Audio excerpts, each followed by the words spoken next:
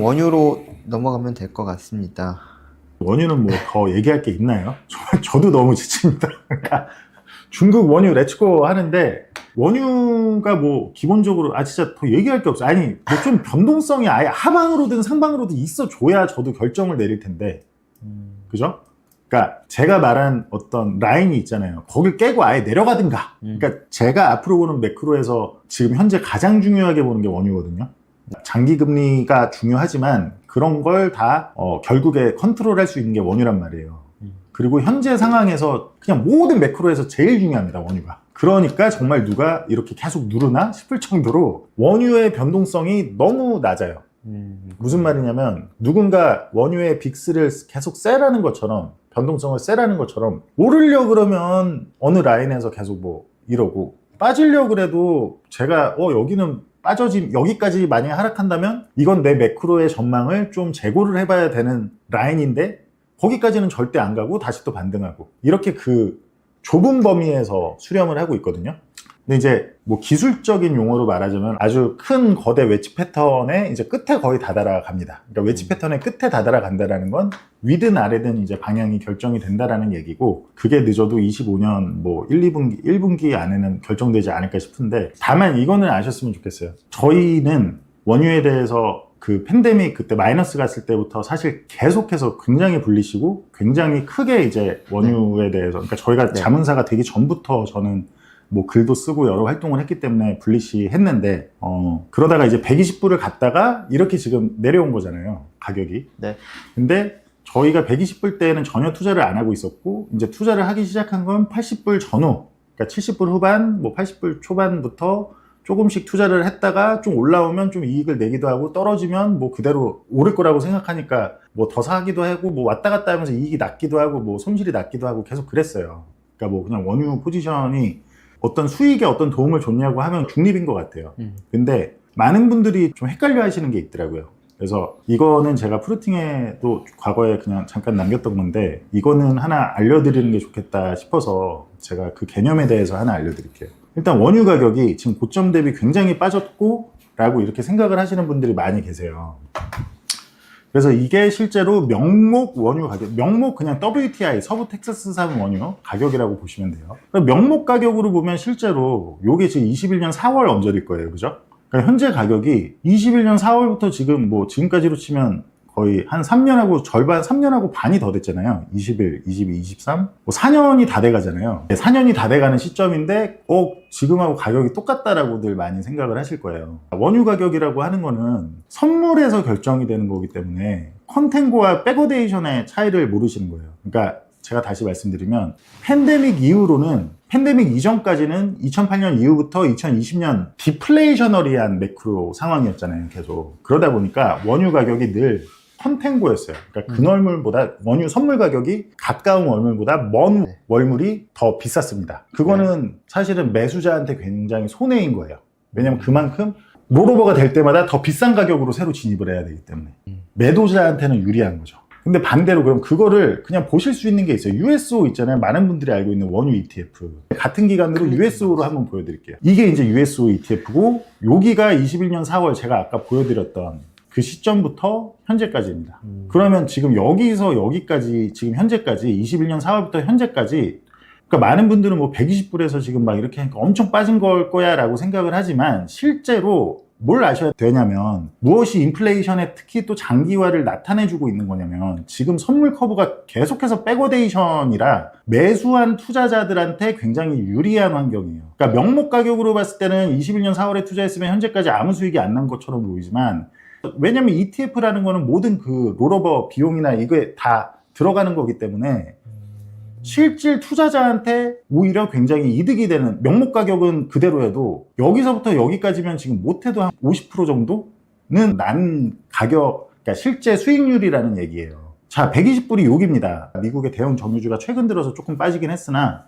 왜 그렇게 생각보다 그렇게 원유에 비해서 많이 안 빠지네 라고 하는 이유는 제가 말씀드린 이 실질 가격, 그러니까 USO를 보시면 실질 가격을 아실 수 있다라고 생각을 하시면 돼요. 근데 이거를 되게 단순한 건데 진짜 거의 대부분 모르세요. 특히 2008년부터 2020년까지는 계속해서 컨텐고 구간이었어요, 커브가. 그러다 보니 많은 분들은 그냥 그게 뭘 뜻하는지를 모르고 그냥 원유는 언인베스터블이야, 투자 가능하지 않아 라는 생각을 많이 왜냐면 실제로 USO 이런 걸로 투자했을 때는 만약에 아까처럼 그 플랫한 가격, 명목 가격이 플랫하잖아요. 그럼 실제로 이런 ETF에 투자했을 때는 수익률이 이렇게 떨어졌다고요, 반대로. 그쵸. 근데 지금은 이렇게 플랫한 구간에서 했을 때 2008년에서 2020년까지는 수익률이 막 이렇게 떨어졌습니다. USO에 계속 투자를 해놨으면 실제 수익률은 이해되시죠?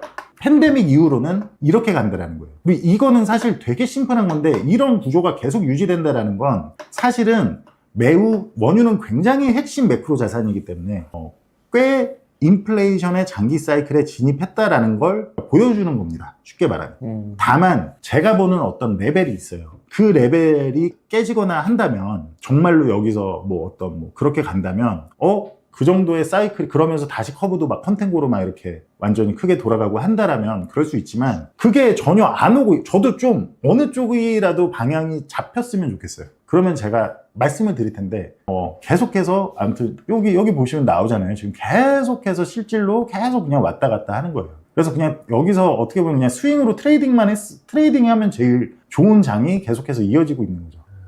그런다고 지금 팔아라도 당연히 아니고 제가 그 원유 관련한 거는 프루팅 오시면 자세히 해놨는데 그 어떤 기술적인 근거라든지 여러 개를 해놨는데 제가 보는 여러 구조에서는 정말로 매우 불리시하고 제가 계속 불리시하다 얘기를 계속 하기도 지겹지만 매우 불리시하고 정말로 어떤 다 왔다라고 본다. 지금은 리스크는 짧게 가져가고 위에는 많이 높게 가져갈 수 있는 구간이라는 거예요. 손익비가 굉장히 네, 손익비가 굉장히 좋은 구간이다 라고 본다. 근데 원유에 대한 펀더멘털이나 이런 거는 다 아실 거고 저희 입장은 그러면 굳이 지금 변화된 게 전혀 없고 근데 계속 어떤 이런 그런 흐름, 지치게 하는 흐름만 계속 이어가고 있다 라는 점에서 특별히 더 새로 드릴 건 없으나 저희의 에너지에 관련한 불리시한 포지션은 그대로다. 심지어 최근에 12월에는 저희가 아직도 저희는 수익 중이지만 굉장히 저희가 한 번도 원유 중소기업에 투자를 안 했다가 이거는 정말 이 기업은 구조도 많이 바뀌었고 한데 너무 많이 싸다 그래서 정말 바닥 중에 바닥에 샀어가지고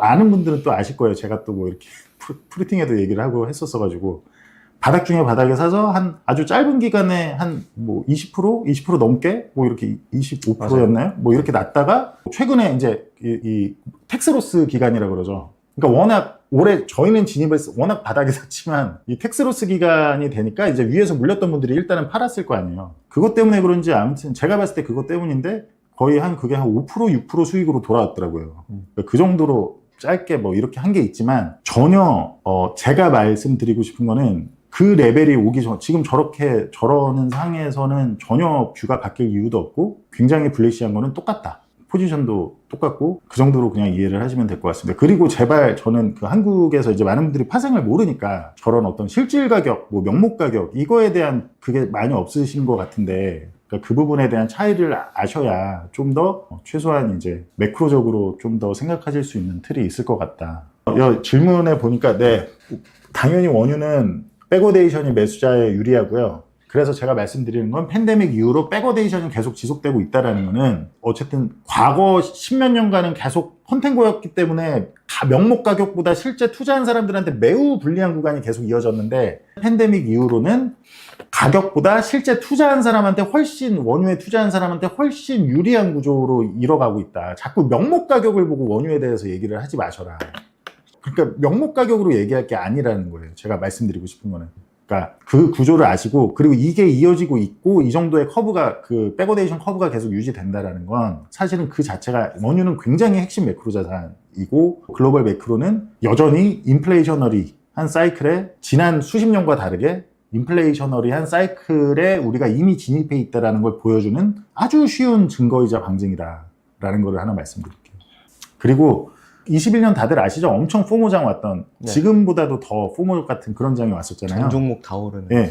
그때도 가장 아웃퍼폼 했던 게 원유였어요. 21년에 가장 원유 시장이 아웃퍼폼 했는데 그런 게 저희는 얘기했듯이 우리가 굉장히 불리시한 것 중에 하나 생각하는 거는 뭐 사실 원유 얘기하면 별로 인기도 없어요. 한국에서 원유 투자하는 분들 얼마 되지도 않아요. 아시겠지만. 다만 제가 그러니까 원유를 정말로 좋아하시는 분들은 있지만 인기 있는 소재는 아니에요. 다만 제가 계속 얘기를 하는 이유는 지금 여러 측면에서 봐도 저희도 정말 그 바닥에서 그 조그만한 그런 정유회사를 들어갈 정도로 매우 싸고 25년 중에는 제가 말한 라인이나 어떤 그 선이 깨지지 않는다는 조건 하에서는 그게 완전히 깨져서 뭐 그렇지 않는다는 하에선 저는 분명히 그 21년의 그런 재현 모든 sek터 대비 제일 좋은 장이 올 수 있지 않을까라는 생각으로 투자를 하고 있는 겁니다. 네. 그렇게 이해를 하시면 될 것 같습니다. 단순한 질문인데 네. 미국이 만약에 이제 장기금리 올라가거나 뭐 이런저런 이슈로 인해서 쏟아진다 네네네. 라고 가정했을 때 원유도 미국이 좀 크게 예. 하락한다? 예. 물론 그럴 가능성이 있죠. 근데 그렇게 되면은 네. 이제 보셨던 목표가 있잖아요. 네. 그런 점이 일시적으로 이렇게 휩쏘라 이렇게 딱 치고 갈 수도 있지 않을까. 어떤 그러니까 제가 기준으로 생각하는 판단을 어떤 해야 레벨이 네네네. 아주 뭐 장기금리가 크게 상승하면서 뭔가 원유가 흔들리면 네. 잠깐 막 이렇게 실제 그 파생 트레이딩 하는 분들이 제일 힘들어하는 그런 네. 휩소로 이렇게 탁 했다가 그리고는 막 원유 상승하고 네. 막 이런 그거는 정말로 알기 쉽지 않아요. 그게 진짜 페이크로 이렇게 다 죽이고 가는 건지 이거는 알기 쉽지는 않은데 그나마 그런 걸 파악하는 거에는 제일 그나마 특화됐다고 보기 때문에 저도 그 라인을 뭐 그냥 한다고 해서 그럴 뭐 이거를 바로 그게 아니라 제가 그 시장 상황을 확실히 확인을 할 거고 또 하나는 예를 들어서 장기 금리가 오르면서 원유가 정말로 죽는 상황 그게 어떤 잠깐 단기적인 움직임이 아니라 원유도 죽고 막 다 같이 죽는 상황 있잖아요. 네. 정말 달러만 킹이고 장기채도 죽는데 원유도 죽고 막 네. 모든 원자재 다 죽고 네네, 맞아요. 귀금속은 충분히 죽을 수 있습니다. 네네. 근데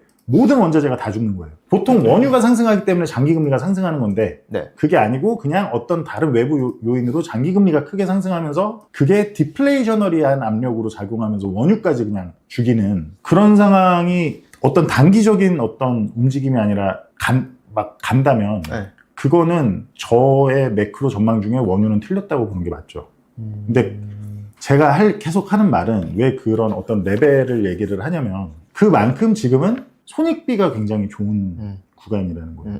손익비가. 그리고 제가 봤을 때는 휩소가 오기도 힘들어요. 사실 그 레벨이. 그리고 제가 봤을 때는 그럴 가능성이 저는 거의 없다고 봅니다. 만약에 그걸 온다면 언제든지 뷰는 바뀔 수 있고 그거에 대해서는 제가 뭐 유튜브에서 얘기를 하겠지만 네, 그렇게 이해를 하시면 될 것 같네요. 그래서 정말 매크로가 많이 어렵고 지금 그런 상황인데 제가 마지막으로 하나 더 얘기를 하자면 왜 매크로를 안 봐도 된다 뭐 이러신 분들 있잖아요. 뭐 예를 들어서 뭐 워렌 버핏 같은 분들도 대표적인 분들이죠. 그러니까 그분들은 다만 누구보다 매크로를 잘 본다. 왜냐면 자기들이 기업을 다 소유하고 있기 때문에. 그게 무슨 말이냐면 사실은 가치 투자만 정말 잘해도 밸류에이션만 정말 잘해도 매크로가 어떻게 바뀔지에 대한 개별 기업이든 개별 섹터의 밸류에이션만 정말 잘해도 한마디로 정말 싼 것만 사면 결국에는 싼 거를 잘 찾아서 산다면 정말로 매크로를 좀 모르더라도 수익을 충분히 낼 수 있거든요. 그런 관점에서 제가 말하는 섹터나 곳들은 매크로와 무관하게 저는 매우 좋다고 봅니다. 싸다고 판단하는 것 자체가 네네. 매크로가 어느 정도 녹아있는 거 아니에요? 아니요. 물론 제 개인적인 매크로 뷰가 녹아있는 걸 수도 있지만 그게 아니고 순수 그냥 밸류에이션 측면, 기업 밸류에이션 측면으로만 봤을 때 뭐 요새 뭐 버핏이 또 옥시 샀다고 하잖아요. 근데 옥시 정말 싸요. 정말 싸고 예. 저는 아무튼 예. 여기까지 하시죠. 아, 왜 또 국장 싼 게 한없이 더 싸지고 있다고. 국장은 근데 아무튼 국장은 아직 저희도 진입을 안 하고 있지만 충분히 매력적입니다. 그거 잘 보시면 좋을 것 같아요. 알겠습니다. 오늘 여기까지 하시죠. 네, 여기까지 하면 좋을 것 같습니다. 올해 연말 잘 마무리하시고 정말 평안한 가정 보내시고 저도 자꾸 이런 저는 일이 투자 관련임에도 정말 이거에 제 인생의 행복이나 이런 게 변하지 않게 하려고 굉장히 노력을 많이 하거든요. 그러니 이거 투자를 이제 사이드로 이제 본업이 따로 있으시고 하시더라도 뭐 가족이 됐던 뭐 아니면 뭐 어떤 종교가 됐던 저는 이제 하나님을 굉장히 가깝게 섬기고자 하는 사람이기 때문에 훨씬 더 중요한 가치가 훨씬 더 많이 있기 때문에 그렇게 중요한 가치를 더 잘 찾으시고 정말 행복하고 평안한 연말 연초 되셨으면 좋겠습니다. 따뜻합니다. 네. 다음 네, 방송. 다음 방송은 내년에. 내년에. 네, 좀 저희도 지금 좀 네. 내적으로 바쁜 게 있으니까. 네, 알겠습니다. 고생하셨습니다. 오늘 방송. 네, 네, 감사합니다. 감사합니다. 네.